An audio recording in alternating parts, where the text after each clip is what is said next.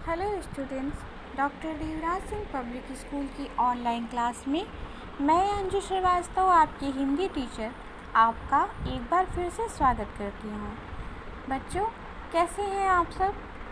उम्मीद करती हूँ आप सब अच्छे से होंगे, अपने खाली समय का सदुपयोग कर रहे होंगे, टीवी और मोबाइल का उपयोग एक निश्चित समय तक ही कर रहे होंगे और थोड़ी थोड़ी पढ़ाई आप हर विषय की अवश्य कर रहे होंगे। मैं ये नहीं कहती कि आप सारा दिन पढ़िए या बहुत पढ़िए, क्योंकि विद्यालय में कक्षा में बैठकर पढ़ने में और मोबाइल की सहायता से पढ़ने में बहुत फ़र्क होता है। लेकिन फिर भी अगर हम पढ़ाई से इस समय दूर हो जाएंगे तो ये हमारे समय का बहुत बड़ा नुकसान होगा।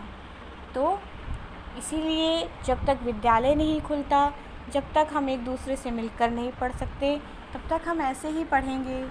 जो भी दिक्कतें आपको होती हैं, आपको कुछ नहीं समझ में आ रहा है, वीडियो देखने के बाद आप नीचे कमेंट बॉक्स में जाकर अपनी समस्या लिख सकते हैं, पूछ सकते हैं, सवाल कर सकते हैं। ये वीडियो क्लास 4th के लिए है। इससे पहले बच्चों हम आज हिंदी साहित्य से पाठ 3 पढ़ेंगे। इससे पहले हम 2 पाठ पढ़ चुके हैं, जिनमें से एक कहानी थी, एक आत्मकथा थी और एक कहानी थी, कविता थी। आज हम पढ़ेंगे पाठ 3। पाठ का नाम है जब मैं पढ़ता था। ये भी एक आत्मकथा है। किसकी? हम चित्र में किसको देख पा रहे हैं? गांधी जी को।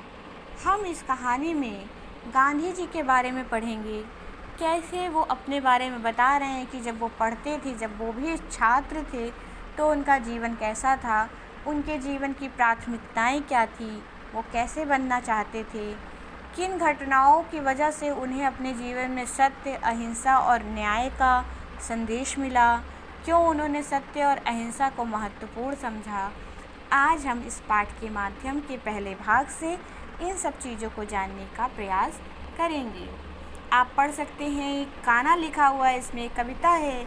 दे दी हमें आज़ादी बिना खड्ग बिना ढाल, साबरमती के संत तूने कर दिया कमाल। गांधी जी के बारे में हम सब जानते हैं कि वो अहिंसा के पुजारी थे। उन्होंने कभी भी आज़ादी के लिए हिंसा की मदद नहीं ली। उन्हें साबरमती का संत भी कहा जाता था। आइए पाठ की ओर चलते हैं और देखते हैं कि इस कहानी के माध्यम से हमें गांधी जी के बारे में और क्या क्या जानने को मिलता है। गांधी जी ने अपने बारे में लिखा है, मेरे पिता का नाम करमचंद गांधी था। वे राजकोट में दीवान थे। वे सत्यप्रिय, साहसी और उदार व्यक्ति थे। वे बहुत न्यायप्रिय थे। मेरी माता का नाम पुतलीबाई था। उनका स्वभाव बहुत अच्छा था। पूजा पाठ किए बिना वे भोजन नहीं करती थी। गांधी जी यहाँ पर अपने पिताजी के बारे में बता रहे हैं, जिनका नाम करमचंद गांधी था, और उनके पिता राजकोट, जो कि गुजरात के पोरबंदर ज़िले में है, वहाँ पर दीवान थे। दीवान एक पद होता है, एक सरकारी कर्मचारी थे। उनके पिताजी सत्यप्रिय यानी जिसे सच प्रिय हो, जो सच बोलना पसंद करता हो, सच सुनना पसंद करता हो। साहसी यानी कि बहादुर, और उदार यानी कि दयालु व्यक्ति थे। न्यायप्रिय थे, अर्थात वो न्याय करते थे। उनकी माता का नाम पुतलीबाई था और उनका स्वभाव बहुत अच्छा था। गांधी जी की माताजी पूजा पाठ किए बिना भोजन नहीं करती थी। मेरा जन्म 2 अक्टूबर 1869 को पोरबंदर गुजरात में हुआ।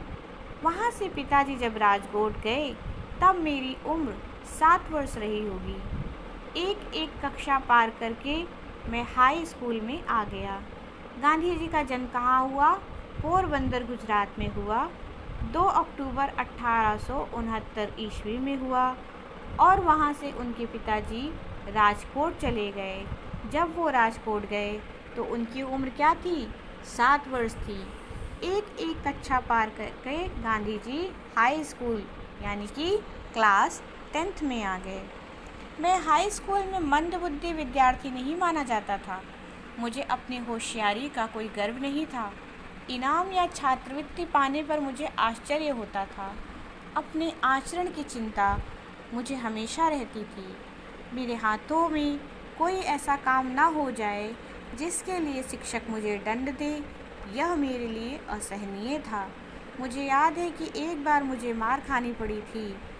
मुझे मार का दुख नहीं था, पर मैं दंड का पात्र समझा गया, इस बात का दुख था। ये बात पहली या दूसरी कक्षा की है।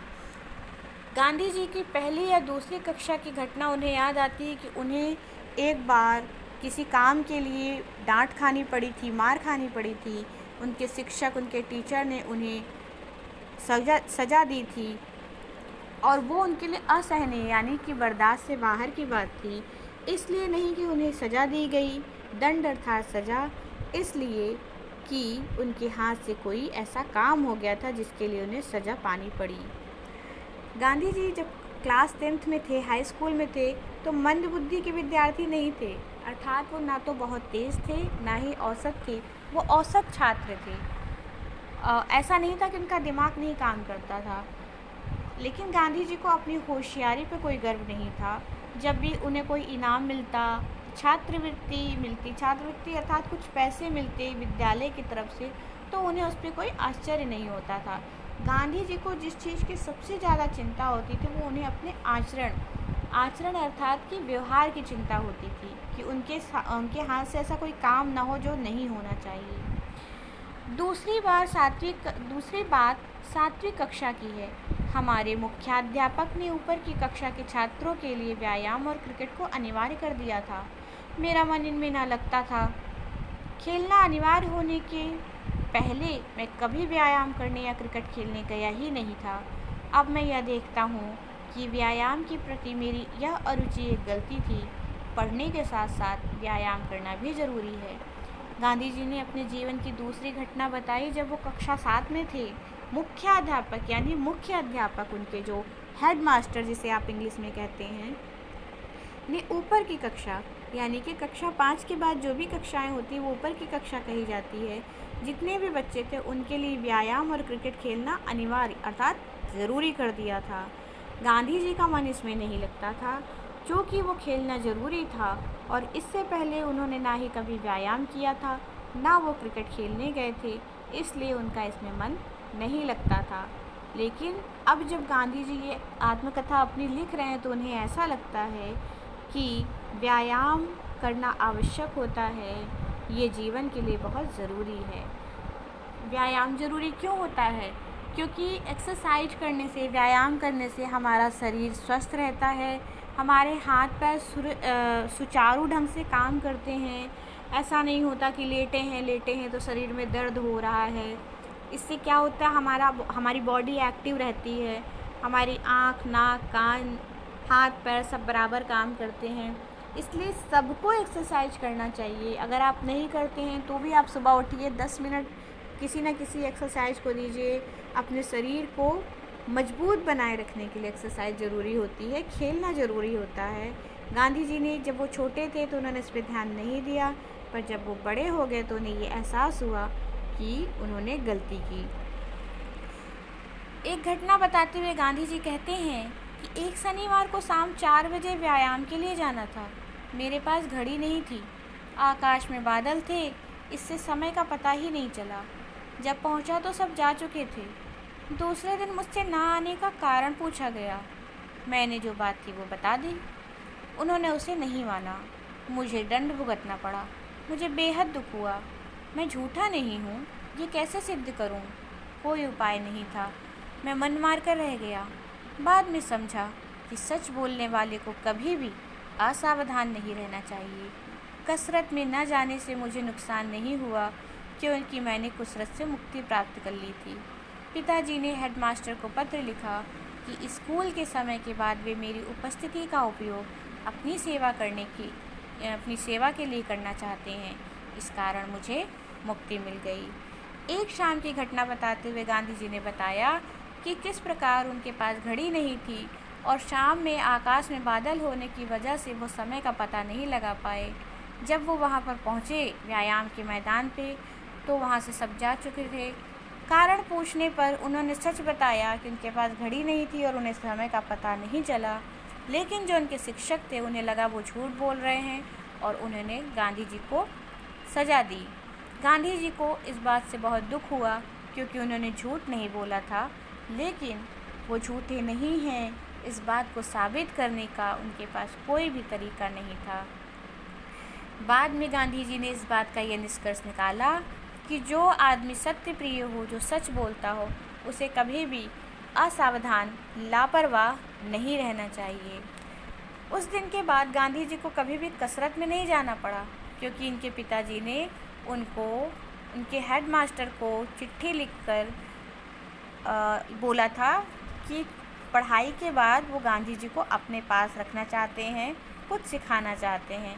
इसलिए गांधी जी को व्यायाम से मुक्ति मिल गई। बच्चों, आज के वीडियो में इतना ही। अगले वीडियो में हम गांधी जी के बारे में और भी बातें जानेंगे गांधी जी के जीवन से और जुड़ी घटनाएं, और उन घटनाओं ने गांधी जी के जीवन पे क्या प्रभाव डाला, हम ये भी पढ़ेंगे। तब तक आप अपने घरों में स्वस्थ रहिए, सुरक्षित रहिए। धन्यवाद।